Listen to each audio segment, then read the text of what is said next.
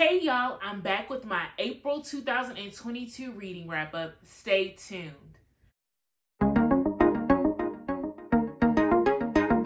Welcome back to Books with Kimberly. Don't forget to like, comment, share my channel, and subscribe. Y'all, I am back with my April 2022 reading wrap up. I listened to a total of 6 audiobooks. I know this video is coming late, but you know what? Better late than never. And I'm still excited to talk about the books that I listened to in the month of April. So let's get right into it. The first book I read was Breathless by Beverly Jenkins.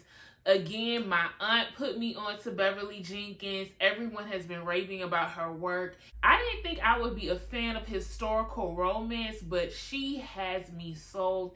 And I can't wait to read the next book by her. That being said, let's get into Breathless. So Breathless picks up in 1870. We learned that Ryan and Edie had to move away from the town where their love story began in the book Forbidden. They have to move away because once Ryan decides to stop passing as a white man and tells everyone in the community that he is indeed a black man, a mob of white men burned down not only the hotel, but also Edie's restaurant of her dreams. And so they pick up and they go to Virginia. And in Virginia is where we get the love story of their niece, Portia. She is the accountant at the hotel that Ryan and Edie own. And she is there working, and she does not plan on ever marrying, ever falling in love, because her backstory is that her mom was a prostitute.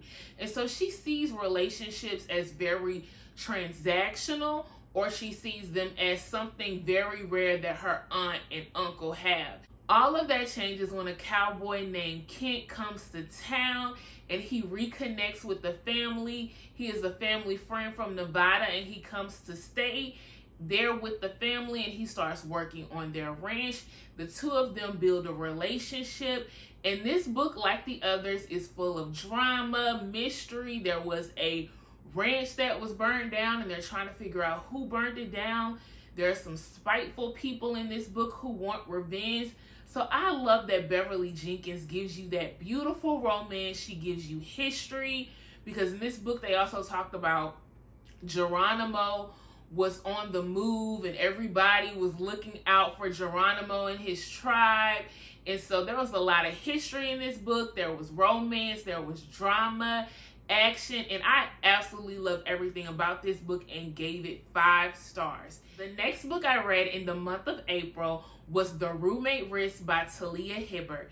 Now y'all know how much I love the Brown Sisters series by Talia Hibbert.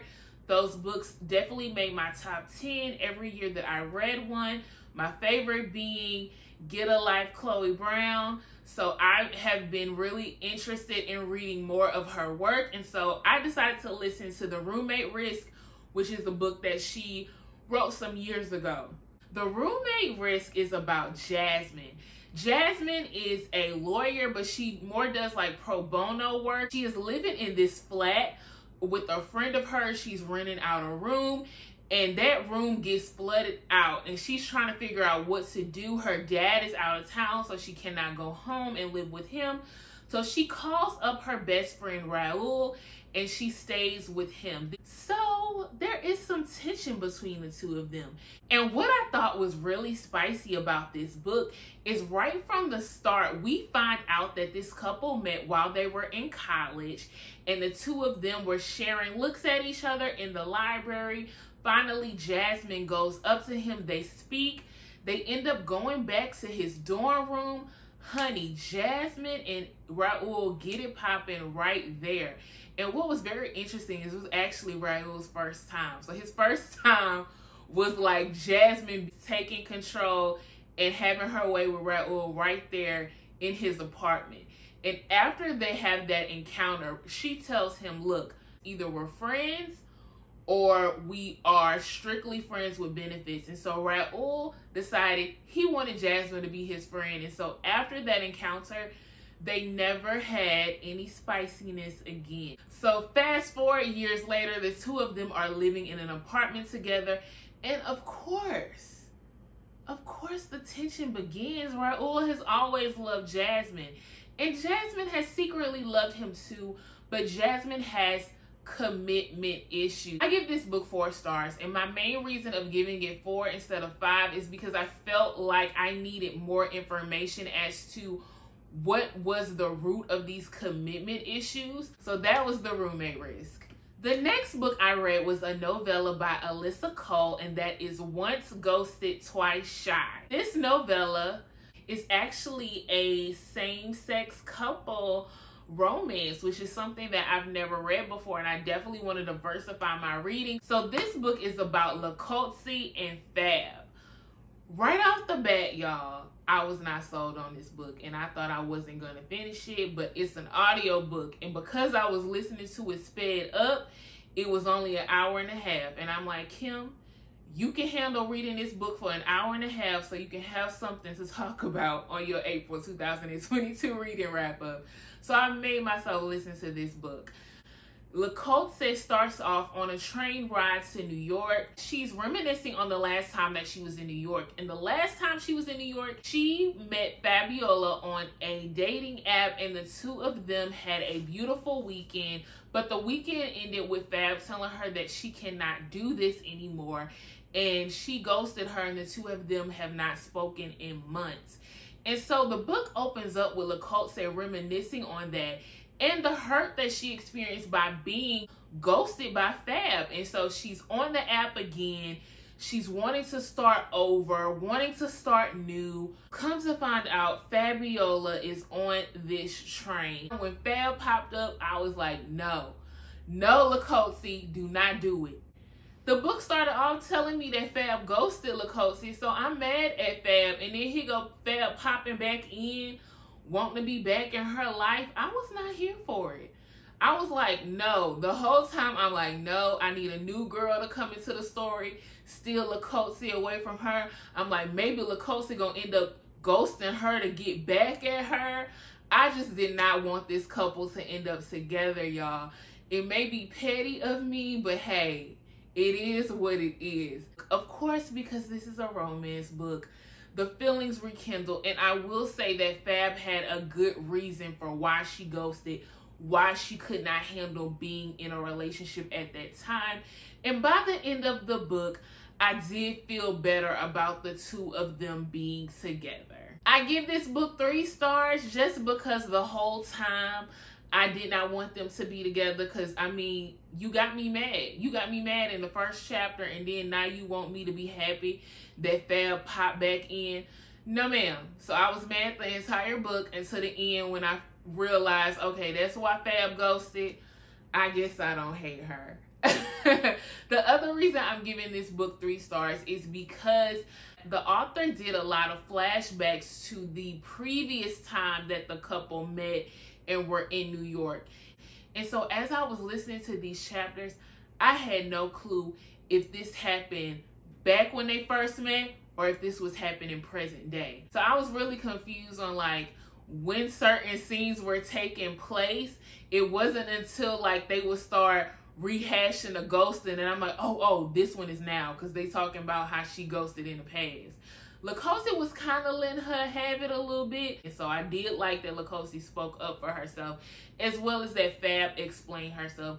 It was really some good communication this second time around that got them on better footing for the romance. The next book I read was a Katrina Jackson book, Office Hours. So this book took place at a college. The main character is Deja, and she is a professor hoping to get tenure. She's also writing her dissertation. She has a huge crush on Professor Alejandro, who already has his tenure there at the university. And so the two of them have a steamy moment one night, and the steaminess just continues throughout the book. I give this book 3 stars because honestly, y'all, that was the premise of the book. There were no other subplots. They talked about other professors. One professor was overworked. They talked about budget cuts. They talked about having a diversity group for the students, like, you know, being minority professor. So it was some good information that they talked about, but as a conflict, drama, I didn't really get that. It was just giving me day in the life of college professors, and then Deja and Alejandro at night would do some steamy stuff, and then back on campus, they didn't want anyone to know that they were together. Maybe they had to hide their relationship because she was trying to get tenure at this university. Girl, it don't matter. Like, you messing around with a teacher, girl, go ahead and tell HR so that you and your man can be living y'all best life. Office Hours, I gave 3 stars because it just did not give me what I wanted it to give me. The last 2 books that I read in the month of April were Haunted and Coveted by Christina C. Jones. These books are a part of a trilogy. So the first book, Haunted, is about Kalita. She is like the manager of this hotel that has like a club in it. Her sister is like the singer there. These books are both paranormal romance books. So I was intrigued if I was going to get vampires, like if I'm getting witches, like what am I about to get? Comes to find out, Kalita has her memory wiped for some reason, and she does not remember that she is a princess, and an immortal princess at that. She only finds out when Haram comes into her life. Haram, this rich, powerful, sexy man, comes in, buys the hotel. She starts having these dreams, and he is in those dreams. And come to find out, in this past life that she had, the 2 of them were married and in love. And so I thought it was really interesting. I really liked it. I thought it was cute. It was different from Christina C. Jones, but it definitely gave me suspense, some mystery. You know, I was trying to figure out what was going on. I give this book 4 stars. I don't give it 5 because I needed more. Why are they immortal? Like, give me more. The second book, Coveted, is about her younger sister, Anselin. And Anselin is this cabaret singer. So in this book, Anselin is reconnected to the man that she disobeyed her grandmother to run off and marry. So Christina, girl, I'm giving both of these books 4 stars just because they had that first meeting, that steaminess, that connection, that chemistry. I saw all of that, and I also saw that these men were very protective of Anselin and Kalita, and they wanted to protect them because there's these evil forces that are coming. So these men are very protective. They're very sensual. There's a lot of steaminess. I really enjoyed listening to these books. The narrator's voice of these books was very sensual, and so she was just selling the story, honey, and it was really good. Y'all, that is it for the books that I read in the month of April. I definitely need to get some reading done or y'all won't have a video for the end of May. So y'all, let me go get into some reading now. But I hope y'all are having a great reading month. Get down in those comments and let me know what you read in April. What are you reading now?